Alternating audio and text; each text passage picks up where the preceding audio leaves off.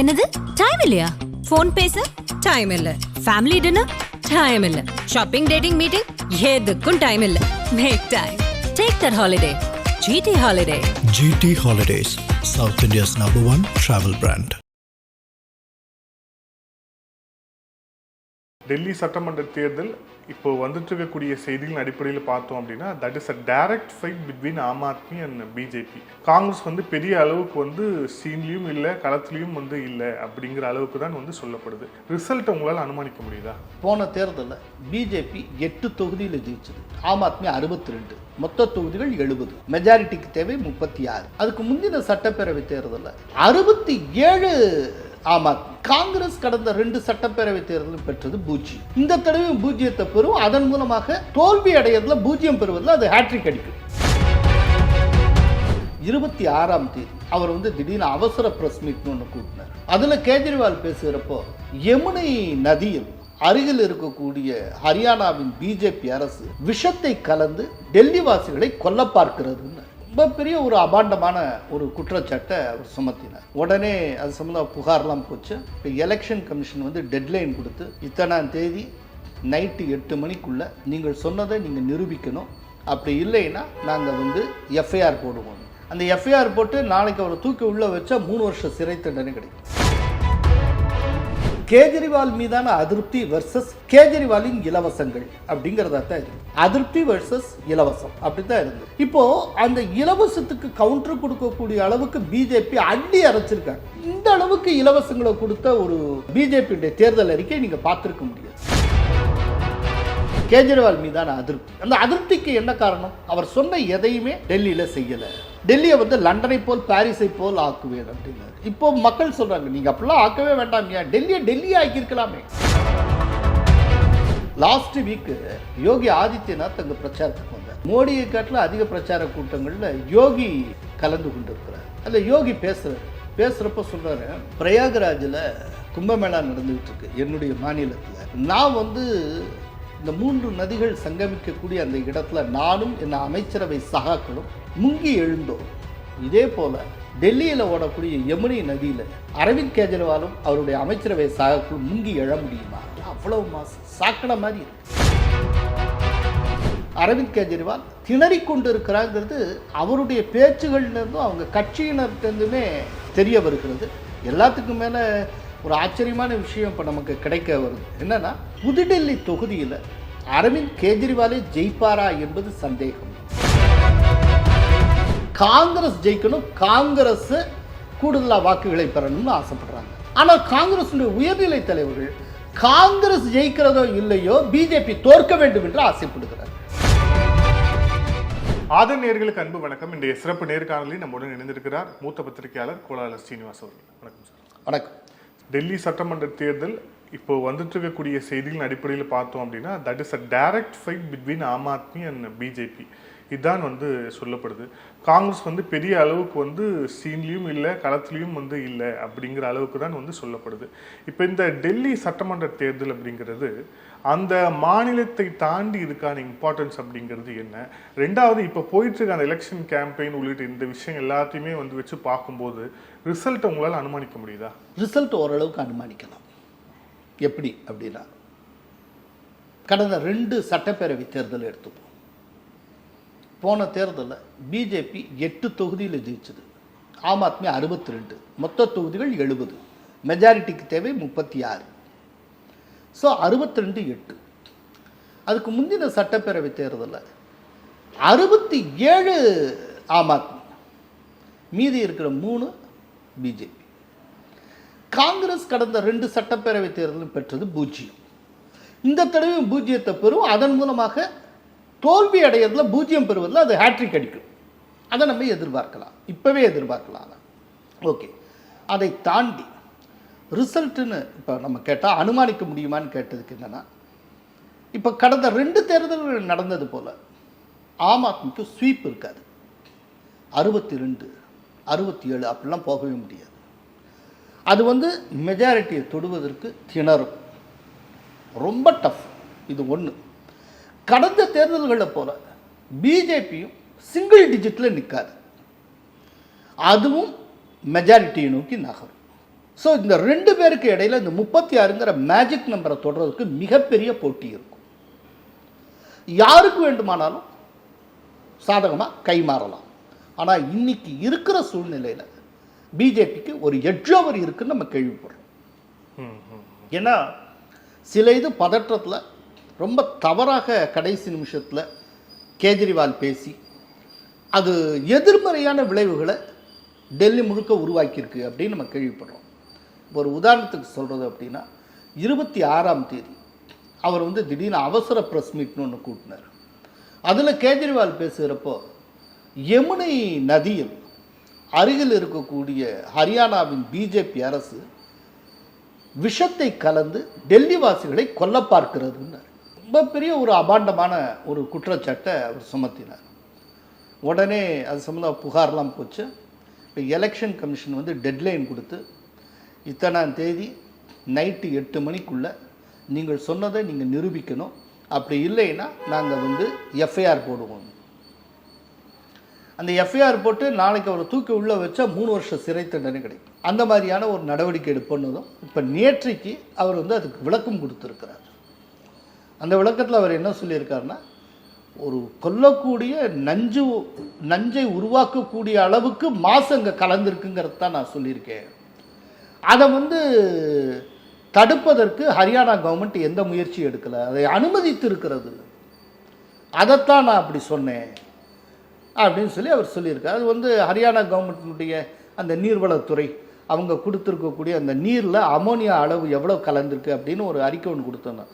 அதெல்லாம் சுட்டி காட்டி அதை ஒரு ஆதாரமாக அட்டாச் பண்ணி, ஸோ இதைத்தான் நான் சொன்னேன். அதிக அளவில் மாசு கலந்துருக்கு, அது நச்சு தானே மாசு, ஸோ அதைத்தான் ஹரியானா கவர்மெண்ட்டே கலந்துருக்குன்னு நான் சொன்னேன் அப்படின்னு சொல்லி அவர் சொல்லியிருக்கிறார். இன்னும் இது தொடர்பாக தேர்தல் கமிஷன் முடிவெடுக்கவில்லை முன்னு. ஆனால் இது அந்த மக்களால் ரசிக்கப்படலை.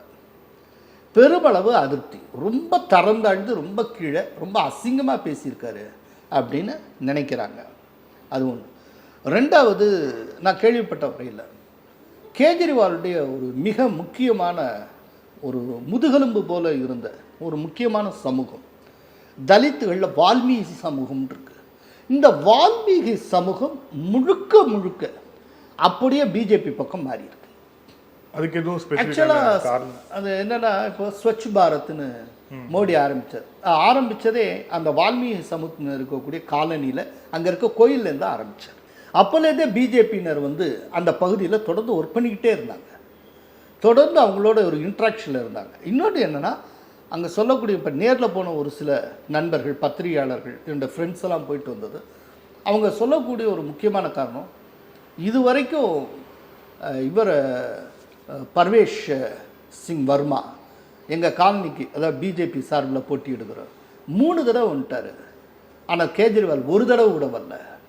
கேஜ்ரிவால் பல இடத்துக்கு வரலைங்கிற புகாரும் இருக்குது. பிஜேபி இந்த தடவை இதை லேசாக விட்டுறக்கூடாது, வாழ்வாசாவாங்கிற மாதிரி அவங்க பார்க்குறாங்க. ஏன்னா ஒரு ரொம்ப ரொம்ப முக்கியமான தேர்தல், இதில் ரொம்ப அதிருப்தி பரவலாக இருக்குது. இந்த அதிருப்தியை வச்சுட்டு நம்ம ஜெயிக்கலன்னா இனி எப்போதுமே ஜெயிக்க முடியாது. இது ரொம்ப முக்கியமான தேர்தல்னு பிஜேபி கருதுகிறாங்க. ரெண்டாவது, இந்த தேர்தல் ஆரம்பித்த ஒரு காலகட்டத்தில் ஒரு 2 மாதத்துக்கு முன்னால் வரைக்கும் இந்த தேர்தலை பற்றின இந்த களம் பற்றின ஒரு பார்வை எப்படி இருந்தது அப்படின்னா, கேஜ்ரிவால் மீதான அதிருப்தி வெர்சஸ் கேஜ்ரிவாலின் இலவசங்கள் அப்படிங்கிறதா தான் இருந்தது. அதிருப்தி வெர்சஸ் இலவசம் அப்படி தான் இருந்தது. இப்போது அந்த இலவசத்துக்கு கவுண்டர் கொடுக்கக்கூடிய அளவுக்கு பிஜேபி அள்ளி அரைச்சிருக்காங்க. நீங்கள் பார்த்தீங்கன்னா, பெண்களுக்கு மாதந்தோறும் உரிமை தொகை 2500, அதே போல் கணவனால் கைவிடப்பட்ட பெண்களுக்கு ஓய்வூதியம் 3000, 70 வயதுக்கு மேற்பட்ட முதியோருக்கு ஓய்வூதியம் 3000, 60க்கும் 70க்கும் இடைப்பட்ட முதியவர்களுக்கு ஓய்வூதியம் 2500, கர்ப்பிணி பெண்களுக்கு 21000. இந்த தீபாவளி ஹோலி பண்டிகையின் போது சிலிண்டர், கேஸ் சிலிண்டர் இலவசம்.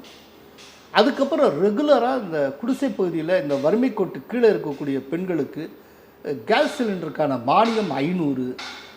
அப்புறம் குடிசை பகுதியில் வாழக்கூடிய குடிசை வாசிகள், ஏழைகள், இவர்களுக்கு அட்டல் கேன்டீன் அப்படிங்கிற பெயரில் 5 ரூபாய்க்கு மீல்ஸு, இவ்வளோலாம் அள்ளி அரைச்சிருக்காங்க. அநேகமாக பிஜேபி தேர்தல் அறிக்கையில் இப்படிப்பட்ட வாக்குறுதிகள் நீங்கள் பார்க்கவே முடியாது. Very first time.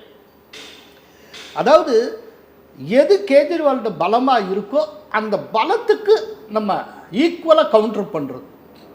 ஆக்சுவலாக அடிப்படையில் இலவசங்களை எதிர்க்கக்கூடிய கட்சி பிஜேபி. ஆனால் எப்போதுமே அரசியல் உங்களுக்கு தெரியும், நாம் என்ன ஆயுதம் எடுக்கணுங்கிறத எதிரி தான் தீர்மானிக்கிறார்.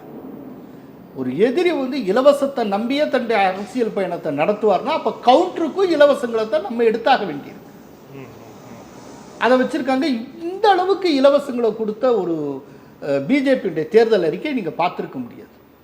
ஸோ இப்போ இலவசம் நல்லிஃபை ஆகிடுச்சு.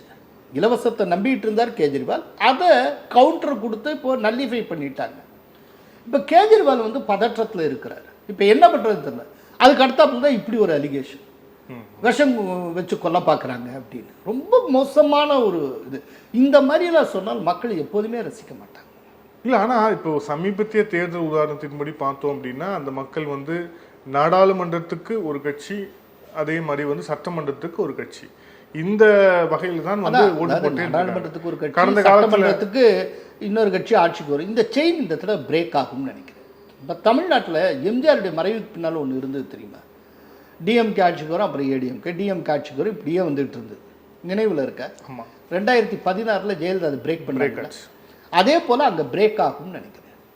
அது இதுக்கு முன்னால் இருந்ததுக்கு ஒரு வேலிட் ரீசன் இருந்தது.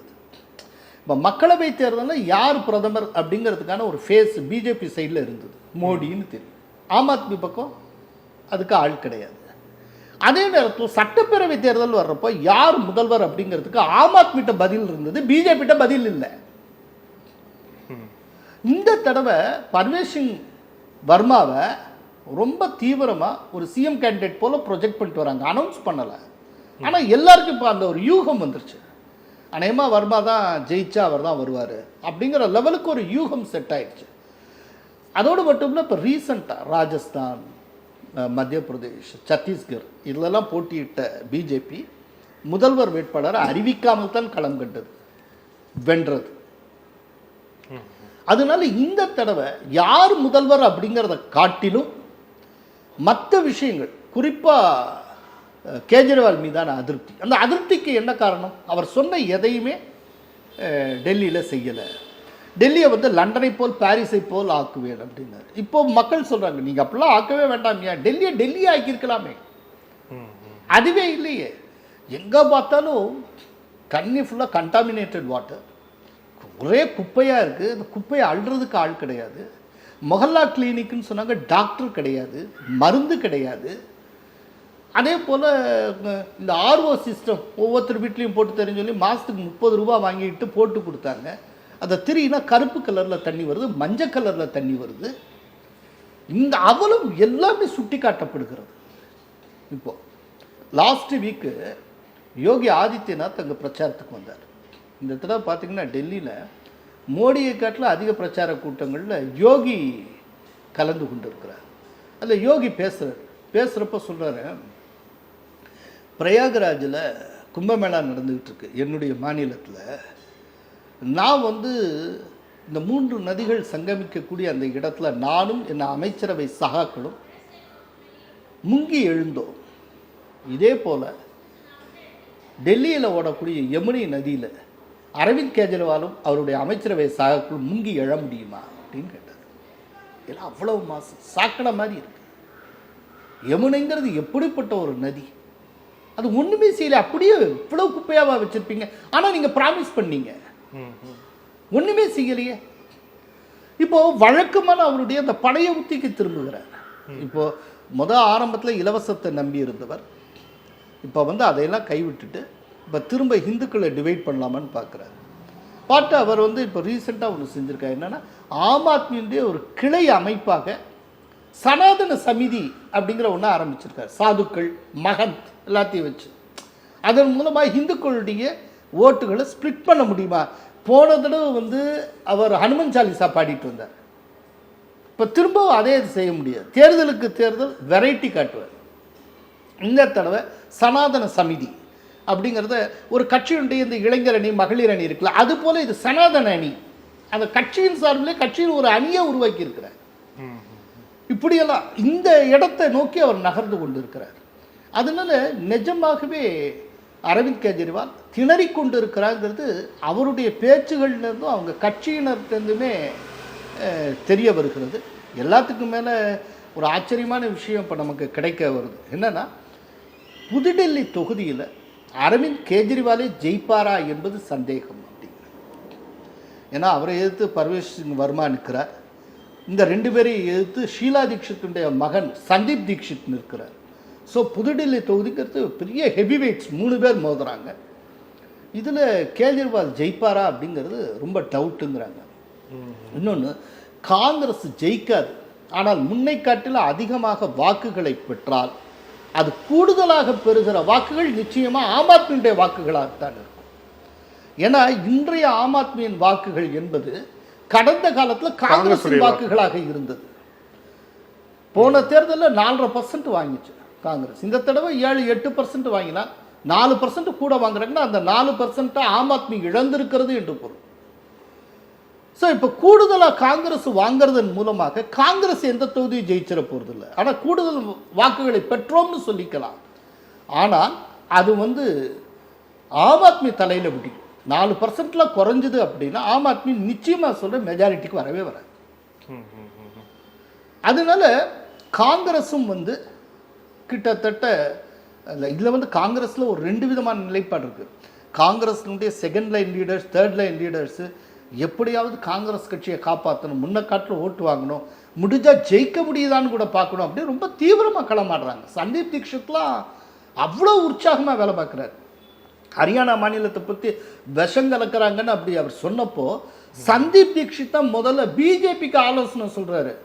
அவர் சொல்கிறாரு, சும்மா இந்த மாதிரி விஷயத்துக்குலாம் டெஃபமேஷன் கேஸுன்னு போட்டுக்கிட்டு இருக்காங்க, 2 வருஷம் 3 வருஷம் ஆகும் தீர்ப்பு வர்றதுக்கு. அவர் மேலே இம்மிடியேட்டாக நீங்கள் எஃப்ஐஆர் போடுங்க, எலெக்ஷன் 5ஆம் தேதி முடிய 6ஆம் தேதி தூக்கி அவரை உள்ள வைங்க அப்படின்னு சந்தீப் தீக்ஷித் சொல்கிறாருங்க. இன்னைக்கு எஃப்ஐஆர் போடுங்க, 6ஆம் தேதி தூக்கி அவரை ஜெயிலில் உள்ள வைங்க அப்படின்னு சந்தீப் தீக்ஷித் சொல்லுகிறார். அந்த அளவுக்கு அவங்க தீவிரமாக ஒர்க் பண்ணுறாங்க. ஏதாவது ஓட்டு வாங்கணும், நம்ம கட்சியை முன்னேற்றி காட்டணும்னு. ஆனால் அதே இடத்துல அந்த கட்சியினுடைய காங்கிரஸ் உயர்நிலை தலைவர்கள் மல்லிகார்ஜுன கார்கே, ராகுல் காந்தி, பிரியங்கா காந்தி அவங்க என்ன பயப்படுறாங்கன்னா, எங்கே தன்னுடைய கட்சி ஓட்டு வாங்கிருமோ, ஜெயிச்சிருமோ அப்படின்னு அவங்க ஒரு பெரிய பதற்றத்தில் இருக்காங்க. என்னன்னா என்ன கட்சி அதிகமாக ஓட்டு வாங்கிச்சுன்னா ஆம் ஆத்மி அந்த ஓட்டுகளை இழக்கும். யார் ஆட்சிக்கு வருவாப்னா பாஜக. அதாவது கண்ணோட்டத்தில் வித்தியாசங்க. என்னன்னா காங்கிரஸ் உடைய 2ஆம் நிலை 3ஆம் நிலை தலைவர்கள் காங்கிரஸ் ஜெயிக்கணும், காங்கிரஸ் கூடுதலாக வாக்குகளை பெறணும்னு ஆசைப்படுறாங்க. ஆனால் காங்கிரஸ் உயர்நிலை தலைவர்கள் காங்கிரஸ் ஜெயிக்கிறதோ இல்லையோ பிஜேபி தோற்க வேண்டும் என்று ஆசைப்படுகிறார்கள். ப்ரையாரிட்டியில் வித்தியாசம். காங்கிரஸினுடைய டாப் லீடர்ஸ் பிஜேபி தோற்க வேண்டும் என்று ஆசைப்படுகிறார்கள். காங்கிரஸினுடைய செகண்ட் லைன் லீடர்ஸ் காங்கிரஸ் ஜெயிக்கணும்னு ஆசைப்படுறாங்க. இப்போ அதனால தான் இடையில ராகுல் காந்தி பிரச்சாரத்துக்கு வரல. எனக்கு உடம்பு சரியில்லைன்னு சொல்லிட்டு அவர் வீடியோ வெளியிட்டு இருந்தார், அறிக்கை வெளியிட்டு இருந்தார். இப்போதான் நேற்றுக்கு தான் அவர் ஒரு பொதுக்கூட்டம் அட்டன் பண்ணியிருக்கிறார். இந்த கணிசமான ஒன்று சந்தீப் தீக்ஷித் ரொம்ப தீவிரமாக களமாண்டான்னு சொன்னால, அந்த சந்தீப் தீக்ஷித் ரீசெண்டாக ஒன்று சொன்னார். அது கடைக்கோடி டெல்லிவாசி வரைக்கும் போய் சேர்ந்த ஒரு விஷயம். ஏஏபிங்கிறது வேறு எதுவும் இல்லை, அது அரக் ஆல்கஹால் பார்ட்டின்னு அர்த்தம் அப்படின்னு சொல்லி ஏஏபிக்கு புது விளக்கம் சொன்னது காங்கிரஸ்காரரான சந்தீப் தீக்ஷித். பிஜேபிக்காரங்க கூட கிடையாது. அந்த அளவுக்கு காங்கிரஸ் ரொம்ப தீவிரமாக வெறியாக வேலை பார்க்குறாங்க. இது காங்கிரஸ் தலைவர்கள், பெரும் தலைவர்கள் அதை விரும்பலை. இதில் இப்போ கணிசமான சிறுபான்மையினர் வாக்கும் இருக்குது அப்படிங்கிற போது இப்போ இந்த வக்பு சம்பந்தமான சட்டங்களும் அதுவும் லைனப்பில் இருக்குது அப்படிங்கிறத பார்க்குறோம். குறிப்பாக இப்போ நம்ம திருப்பரங்குன்றம் இஷ்யூலேயே சம்பந்தமான விஷயங்கள்லாம் நடந்தது. அது ஏதேனும் ஒரு ட்ரிஃப்ட் பண்ணுமா? அதாவது இதே சிறுபான்மையினர் இருக்கிறப்ப தானுங்க 7-7 ஜெயிச்சுது. இதே சிறுபான்மையினர் இருக்கிறப்ப தானே ஆம் ஆத்மி காங்கிரஸ் ஒன்று சேர்ந்த நிலையில் 7-7 ஜெயிச்சிருக்கு. இல்லை, இது பிஜேபி வரும்னு சொல்ல, இல்லை இந்த ஓட்டை எடுக்கிறதுல ஆம் ஆத்மியா காங்கிரஸான்னு வரும்போது யாருக்கு போகும்னு நான் கேட்குறேன். சிறுபான்மையினர். ஆமாம், சிறுபான்மையினரில் எப்படின்னா இப்போ சட்டப்பேரவை தேர்தலை பொறுத்தளவில் சிறுபான்மையினர் பெருமளவு ஆம் ஆத்மிக்கு தான் வாக்களிப்பாங்க. ஸ்ட்ராட்டஜிக்காகவே ஓட்டு போடுவாங்க. பிரித்து ஓட்டு போட்டால் அவங்க தோற்றுருவாங்க, ஆம் ஆத்மி ஆட்சிக்கு வராமல் போயிடும், பிஜேபிக்காரன் ஆட்சிக்கு வந்துட்டா பெரிய பிரச்சனை அப்படின்னு நினச்சி தான் போடுவாங்க. அதில் வந்து பெரிய அளவில் மாறுபட்ட கருத்து இல்லை. ஆனால் அதே நேரத்தில் ஆம் ஆத்மி நம்பி இருக்கக்கூடிய தலித் வாக்குகளில் ஜாதவ்ஸ்ன்னு சொல்லப்படுற தலித் வாக்கு மட்டும்தான் மொத்தமாக அவங்களுக்கு கிடைக்கும். வால்மீகி வாக்கு வந்து இந்த தடவை உடையுது, அது பிஜேபி சைடு வரும். அது அப்புறம் வெளி மாநிலங்களிலிருந்து அங்கே வேலை பார்க்கறதுக்காக பொழப்புக்காக வந்து உட்காந்துருக்காங்க. அவங்க பெருமளவு ஆம் ஆத்மிக்கு ஓட்டு போட வாய்ப்பு இருக்குது. ஆனால் அவங்கள்ட்ட இந்த இலவச வாக்குறுதிகள், பிஜேபி வாக்குறுதி ஒரு பெரிய சலனத்தை உருவாக்கியிருக்கு. இதை தவிர்த்து உயர் ஜாதிக்காரர்கள், அப்புறம் இடை ஜாதியினர், ஜாட்ஸு, இவங்க எல்லாருமே அஸ் யூஷுவல் பிஜேபிக்கு வாக்களிப்பாங்க. அதனால் பிஜேபியை பொறுத்தளவு இந்த தடவை ஒரு நம்பிக்கை இருக்குது. நன்றி சார், பல்வேறு கேள்வி. Thank you sir, thank you so much. நன்றி.